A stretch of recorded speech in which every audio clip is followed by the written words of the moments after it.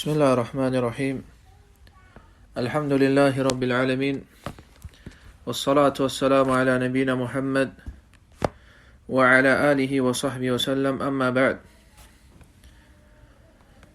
To continue in the study of the book تذكرة السامع والمتكلم of Ibn Jamaah, we have reached the third section when he discusses regarding the manners that a scholar, a student should have in of himself. So he says the third one is that one has asceticism, that he has zuhud in regards to the dunya, taking little of it and only taking according to that which he and his family are in need of. And that amount that him and his family are in need of does not harm. It does not harm one having asceticism. So here the author, rahimahullah, he mentions that he can take from the dunya, that he should take from the dunya that which is sufficient for him and his family, and he should have zuhud, asceticism. Now the scholars, they mention that in reality that this individual or the individual can take that which is permissible, so that he does not deprive himself and his family of that which is permissible.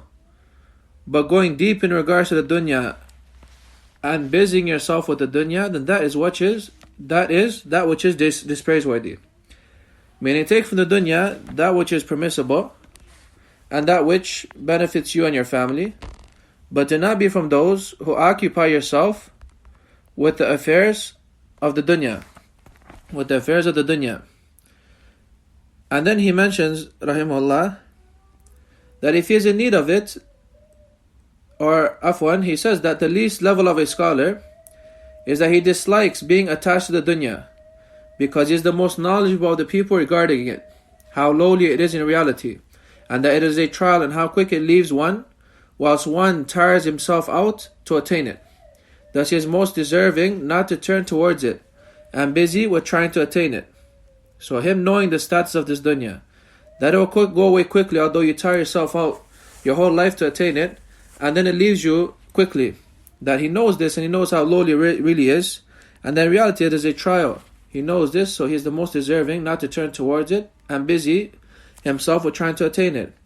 As for asceticism, then the scholars have mentioned different statements regarding its definition. Ibn Qayyim rahimahullah mentioned that the statement of Shaykh al-Islam Ibn Taymiyyah rahimahullah is the best of them, that zuhud is to leave off that which does not benefit in the hereafter. To leave off that which does not benefit one in the hereafter. Now Shaykh Abdul Hamid al-Hajuri, explaining this part of the text, he says that the problem is that the dunya is like the ocean. That the one who attaches himself to the dunya, his situation is that like the one drinking seawater. One drinking water from the ocean, however much he drinks from it and he increases from drinking it, his thirst increases as well. His thirst also increases. Similarly, however much he increases in the dunya, his interest increases regarding it.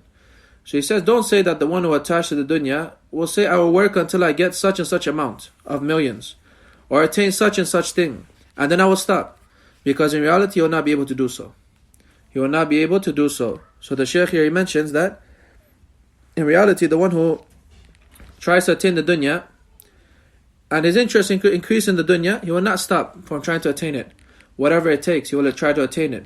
So it is as if you drink in ocean water, you drink it, the salt water, the more you drink, the thirstier you get. Similar to the dunya, the more you attain it, or the more you get of it, the more you try to increase, and not decrease in reality, or not stop. Rather, you want to increase and increase. And he says, Allah's Messenger sallallahu alayhi wa sallam, he said, if Adam's son had a valley full of gold, he would like to have 2 valleys, for nothing fills his mouth except dust, and Allah forgives whom repents to him. And Allah forgives whom repents to him. Then the author rahimahullah mentions, it comes from Shafi'i rahimahullah, that if the most intelligent of the people advise me, or were advised, or asked me to advise them, I would turn them towards the zuhad. Those who have asceticism. Now Shaykh Abdul Hamid mentions here that the intent is the scholars here, and not that which is well known from the people, that they intend by the zuhad to be Sufis. No, that's mistaken. As is known, Imam al-Shafi'i rahimahullah is one of the most severe of the people against the Sufis. But rather what is intended here is the scholars who act in regards to their knowledge. that he has mentioned here that he would turn them towards those scholars who act in regards to their knowledge and are ascetic, not the Sufis. For Imam al-Shafi rahimahullah was from the most severe of the people, of the scholars, against the Sufis. Then he says that it comes from Yahya al-Mu'adh that if the dunya was tibran, meaning gold, which will come to an end, and the akhirah was something lowly, but it will remain, then it is more befitting for the one who has intellect to pick that which is lowly and remaining upon the gold which will come to an end. So how about the dunya which will come to an end and the hereafter which will remain? Meaning, do not waste most of your life trying to attain this dunya, for it's going to come to an end. In reality, you tire yourself out, and at the end of it, you do not even enjoy that which you tired yourself out for. Rather, you keep trying to increase and increase until you tire yourself out, and then one day it may even leave you. As for asceticism, then the scholars have mentioned some mistakes that the people have regarding it, as some of the brothers, they misunderstand this statement of zuhud. They think that zuhud is one who walks around with his hair all messy, and walks around with his clothes all ripped, and he hides from the people, he does not interact and mix with the people, and he stays at home, and he does not have a social life, or he does not have anything to show off monetary, wealth-wise, and other than that. Shaykh Al-Uthaymin rahimahullah, he mentions that az-zuhd, as we mentioned, is to leave off that which does not benefit in the hereafter. But the intent is not that a person leaves off the worldly life in totality, being such that he remains in his house, not known or not seen, then that is to leave off that which won't benefit him in the hereafter. Meaning, it is not to be understood that he stays in his house, not known by anyone, not seen. Rather, az-zuhd is to leave off that which won't benefit him in the hereafter, even if he does different affairs of the world. I mean, if he attains different stuff that which are mubah, meaning permissible for him to attain in halal, and by that his heart is not attached to it, but he ends up becoming rich somehow, some way, but his heart is not attached to that wealth, then Shaykh Abdul Razak Al-Abad mentions as well that this person is still a zahid. Meaning the wealth is in his hands and not in his heart. There's nothing wrong with that, having something in your hands but it's not in your heart. As long as your heart is not attached to it and is not your intent, daily intent to attain it, and Allah subhanahu wa ta'ala provides you with it and gives you it, then you still can be from someone who has the characteristic of having zuhd. Then he also mentioned that zuhd is not that one prohibits that which Allah has made halal and permissible for him. I mentioned a person that does this without having a legislative reason is considered this praiseworthy and not praiseworthy. Meaning, you'll find some now who misunderstand this word az-zuhd. They misunderstand this and they think that not attaining halal or not having good stuff, that takes you out the realm of having az-zuhd, asceticism. No, it's not right. Rather, as the scholars mentioned, if your heart is not attached to it, it is in your hands. Allah gave it to you in your hands, but your heart is not attached to it, there's no problem with that. I mean, if someone has a good car, the Prophet liked to have good stuff. He loved to have good stuff, but that does not mean that his heart was attached to it. Sallallahu Alaihi Wasallam. Then he says the fourth subject in regards to this chapter is that the manners in regards to himself is that he purifies his knowledge from making it a means or a ladder to attain a worldly life from different positions or wealth or popularity or being served or being put forth upon his peers. Meaning one's intent should be to raise ignorance from himself. One's intent with gaining knowledge should be to raise ignorance from himself, as Imam Ahmad rahimahullah mentioned, and also to act in accordance with that knowledge and also spread that knowledge. The one who takes knowledge to be a means to attain the worldly life has left his share of acting with knowledge. For Allah subhanahu wa ta'ala says, وَلَلْآخِرَةُ خَيْرٌ لَكَ مِنَ الْأُولَى وَلَسَوْفَ يُعْطِيكَ رَبُّكَ فَتَرْضَى. And indeed, in the hereafter is better for you than the present life of this world. And verily your Lord will give you all good, so that you shall well be pleased in the hereafter. So the intent of knowledge is not to attain these worldly positions or wealth or popularity, being a YouTube star or any of these affairs, having the most views on YouTube and being the best reciter on YouTube and as such, or to compete with one's peers and try to be the most knowledgeable in the area, the one that everyone returns to. No, rather, it is that one in reality first and foremost tries to raise knowledge, ignorance from of himself, and acts in accordance with that, and then tries to raise ignorance from the rest by spreading the knowledge that Allah subhanahu wa ta'ala has blessed him with. Then the author, he mentions, thus it is only befitting to make knowledge a means to attain the hereafter. As for the one who makes it a means to attain the worldly life, then it is a ladder that which will break, and you'll find that he will be deceived by it. He might attain his intent of the dunya, then it will be turned against him, and he might even lose that which he attained of the dunya. And he might even lose that which he attained of the dunya. Or from the author, that speech was from Shaykh Salih al-Usaymi, and not from the author, that this one who benefits to making knowledge a means to attain the hereafter, as for the one who makes it a means to attain the worldly life, then it is like a ladder that which will break, and you'll find that he will be deceived by it. As it came in the previous narration, that the one who sought hadith for adna Allah mukira bih, meaning he'll be trialed by it and deceived by it. And he might attain his intent of the dunya. You might become rich, you might become wealthy, you might become popular, you might become the most sought out after student and knowledge in the area. But in reality, later on it will turn against you, and you might even lose all that money and that wealth or that popularity you attained from the dunya, because your intention was not right from the beginning.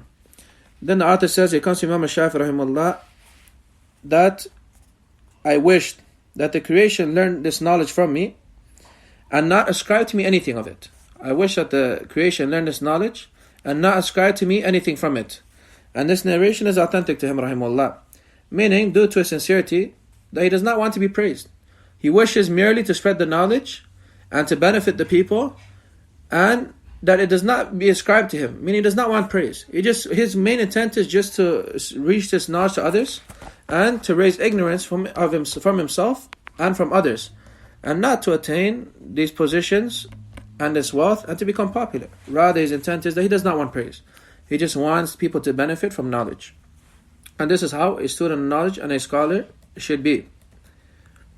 Then he says, similarly, he purifies himself, or the author in the Jamaah says similarly, he purifies himself from desiring from attaining that which his students have, from their wealth. I mean, if he has a student who is wealthy, he does not try to desire the wealth of that student, or try to attain something from it because he is his teacher, or being served or other than it due to them occupying him and visiting him. Meaning merely because he teaches them, or that he benefits them, he should not have his eyesight on their wealth, or them serving him, or taking care of him.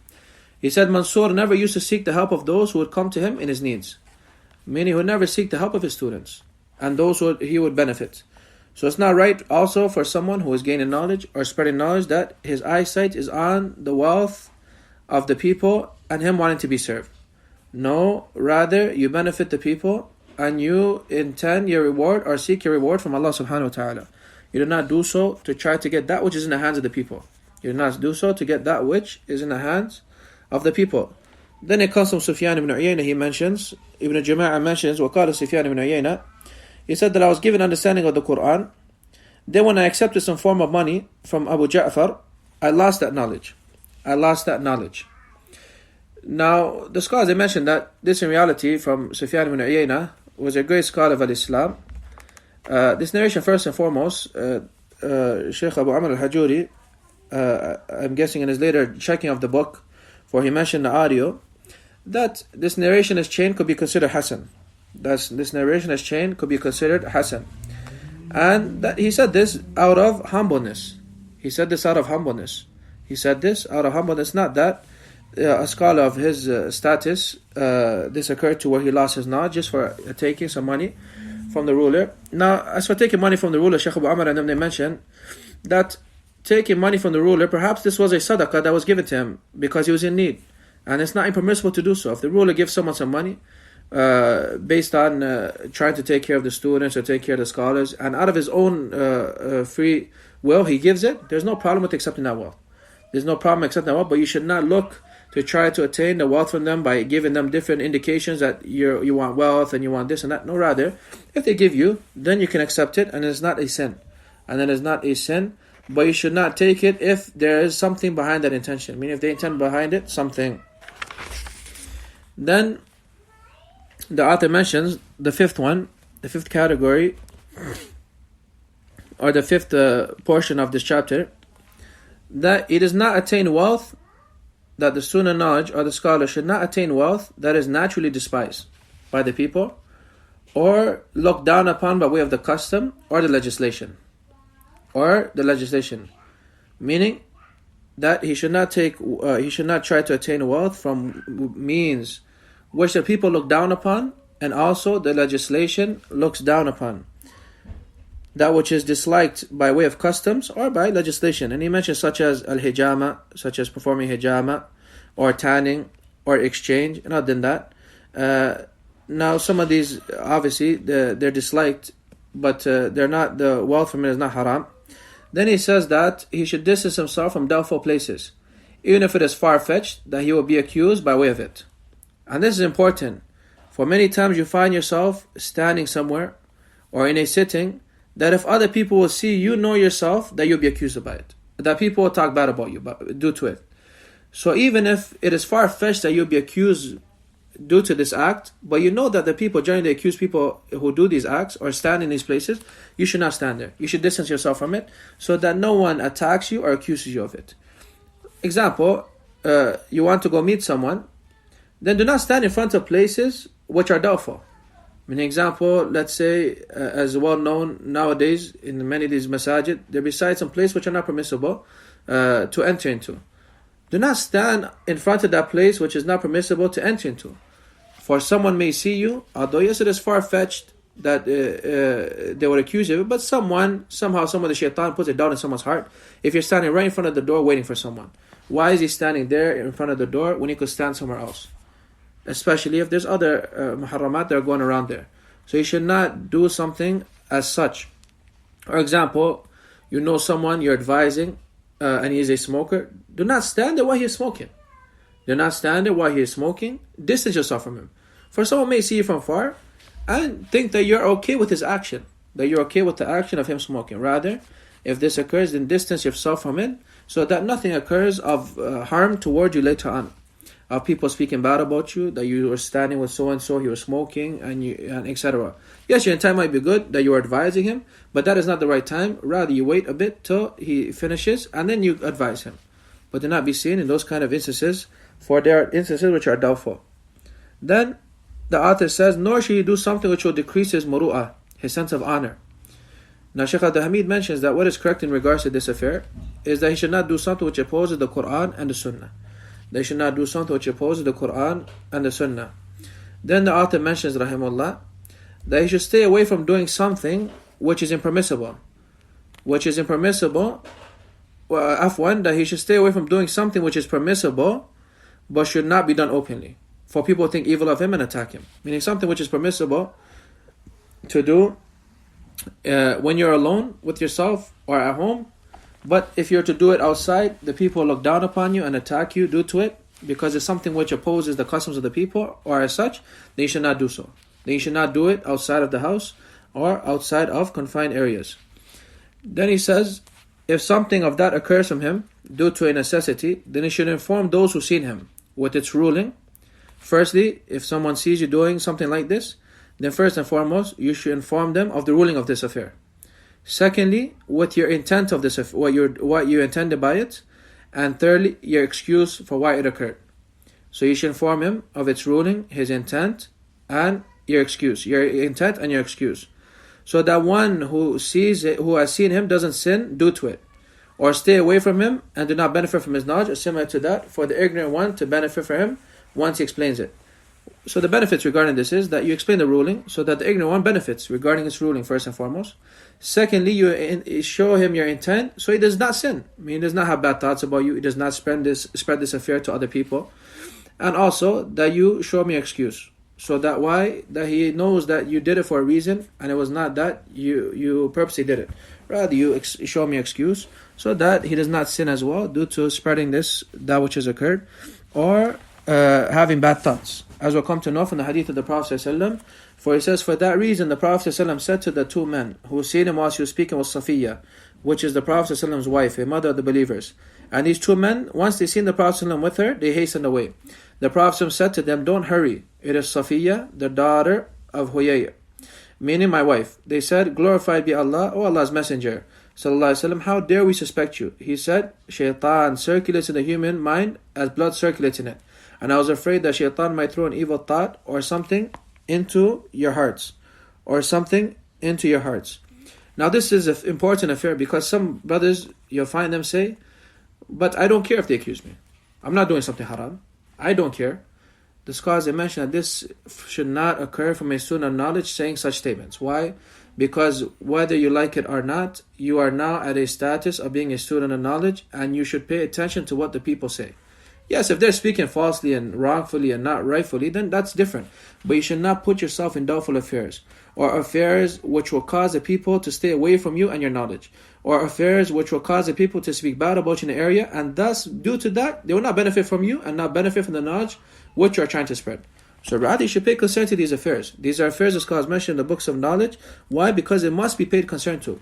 Similarly, Shaykh Abdul Hamid al-Hajuri mentions an important point that occurs from a lot, that one shouldn't accompany and walk with those whom the people speak ill of. This is also that one should pay concern to. People are there that the people, they speak ill of them, and they're known to be people who commit bad acts, or do bad actions, or do stuff which are not right, Islamically or legally or whatnot. Then you should not be from those who are known to accompany them and walk with them. Why? Although your intention is good, as we said, you're advising them and trying to guide them to the right path, you accompanying him and not being distanced from him may cause the people to speak bad about you and look down upon you. And this has occurred in many instances where they'll say the brother is a good brother, but he sits with the wrong people. The brother is a good brother, but I don't know, he sits with this one and that one. And then at the end of the day, a lot of times what occurs is that those bad companions, they actually have a bad effect on you and may even turn you away from seeking knowledge. So you should not be from those who are accused of sitting with them and walking with them. Yes, advice is advice, advise them, but that does not mean you hang out with them, or you chill with them, or you go drink coffee with them every single night. Rather, you advise them and you continue on. And then you continue on with your life. The next one that the author, he mentions, and we only read half of it, for the next half also has a detailed explanation to it. So we'll read only half of it, and we'll continue with it next week, inshallah. Is that he should establish the Islamic rituals and the rulings which are done outwardly, and be perseverant upon that, such as establishing the praying congregation. As we mentioned before, that's establishing the praying congregation for men is something, according to the correct stance of the scholars, that it is wajib. So if it is wajib for the men to go and pray in congregation, then he should be from those, especially the scholar and the sunnah, should be those who are foremost from establishing that and going to the Jamaah. And we ask Allah for forgiveness if we fall short in regards to these affairs. But he should be from those who are foremost in establishing that and being preservant upon that. And being preservant upon that, going to Jamaah, since it is wajib, according to the correct stance of the scholars. Also, he should spread the salam to those who are close to him and those who are far. Meaning those who are his close friends and other than them, and those who he does not know. He should be from those who spread the salam. Afshu salam bainakum, the Prophet says, spread the salam amongst yourselves. Don't be from those who is a student of knowledge or one as such, and he does not give the people salams. Rather, he should give the people salams and be from those who give the salam, start with it. And also, he should be from those who command the good and prohibit the evil. Command the good and forbid the evil. He should command the good and forbid the evil. And also, he should have patience upon that which afflicts him in that path. The harm that comes to him due to that path, he should be patient upon that. He should be patient upon that. If any kind of harm afflicts him due to that. For the one who calls and commands the good and forbids the evil, he'll be harmed. And as it comes from Waraq ibn Nawfal, that he said to the Prophet ﷺ when he first started his call, "Ma jahadun bima utita bi illa udhi." Or kama qal, that none have come with the call you have come with except they were harmed. And so patience is important in regards to this chapter and other than it. That command the good and forbid the evil takes a lot of patience. And you should not be from those who give up and command the good and forbid the evil. And as I mentioned before, Shaykh Salih al-Uthaymin, other than they mentioned that the one who commands the good and forbids the evil, his job merely is to relate and command the good and forbid the evil.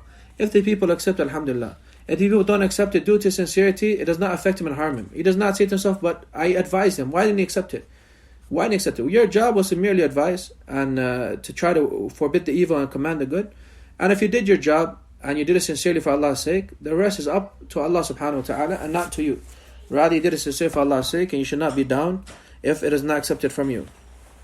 Also, he says that he should be from those who speak the truth, from those who speak the truth amongst the rulers. And that should be done according to his capabilities. They're speaking the truth amongst the rulers, and that should be done according to his capabilities.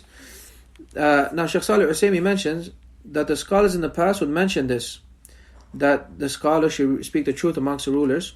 And this is because in the past the general folk of the Muslims used to honor the scholars. And if they commanded them with something, they would fulfill the command.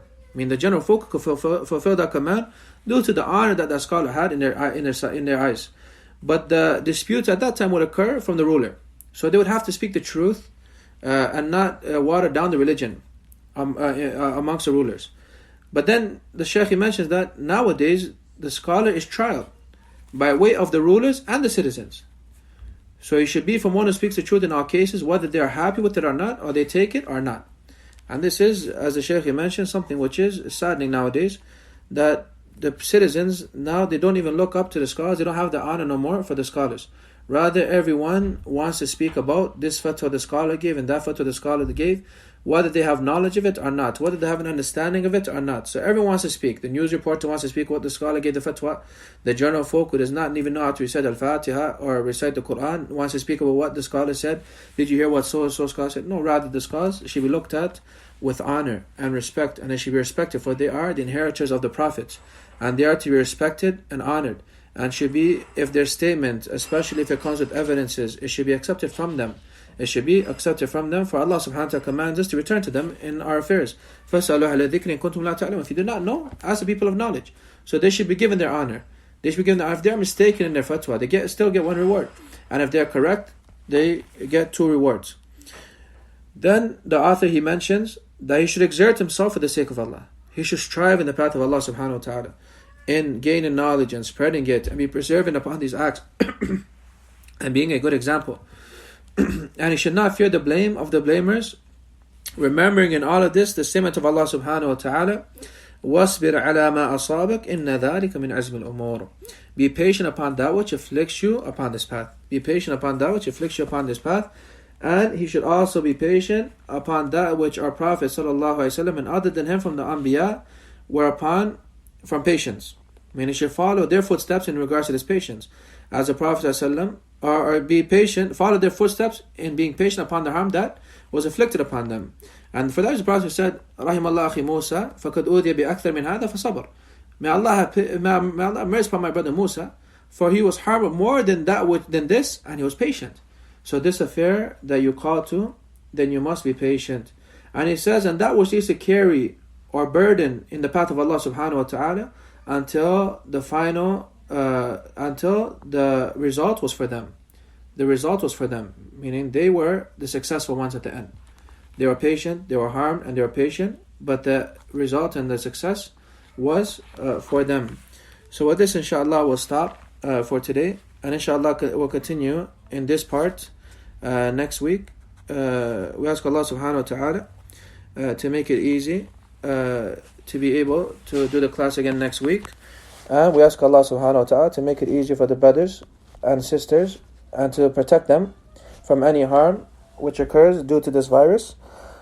And then inshallah we'll stop with this. Jazakumullah khair.